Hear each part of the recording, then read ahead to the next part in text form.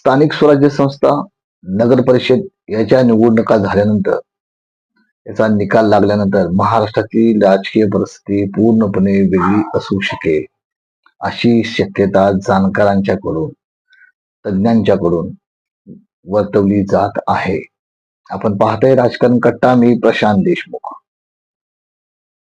नगर परिषद व जिल्हा परिषद याच्या ज्या निवडणुका लागलेल्या आहेत, याच्यामध्ये भारतीय जनता पक्ष सर्वात मोठा पक्ष असण्याची शक्यता आहे. त्यामुळे सर्वात जास्त जिल्हा परिषद व नगर परिषद त्यांच्या ताब्यात असू शकतात.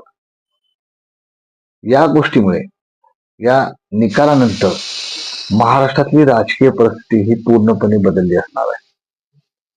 याच्यामध्ये महायुतीमध्ये असणारे शिवसेना एकनाथ शिंदे गट व राष्ट्रवादी अजित पवार गट यांची बार्गेनिंग पॉवर पूर्णपणे कमी झालेली असेल.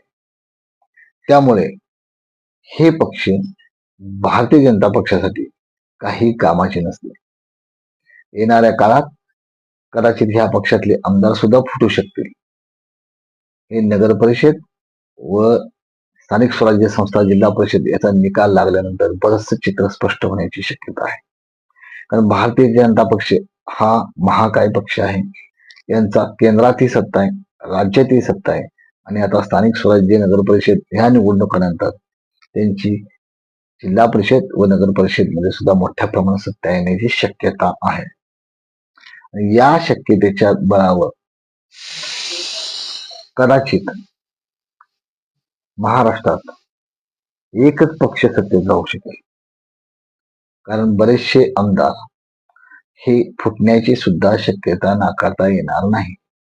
म्हणजे शिवसेना, शिंदे गट हा सुद्धा स्प्लिट होऊ शकतो. तसेच राष्ट्रवादी अजित पवार गट हा सुद्धा स्प्लिट होऊ शकतो. याच्यामध्ये सुद्धा दोन भाग पडू शकतात आणि याचा फायदा भारतीय जनता पक्ष नक्की घेणार. कारण या पक्षाला सत्तेची भूक प्रचंड आहे, विजयाची भूक प्रचंड आहे. अशाच व्हिडिओसाठी व्हिडिओला लाईक करा, शेअर करा आणि राजकारण कट्टा या चॅनलला सबस्क्राईब करा.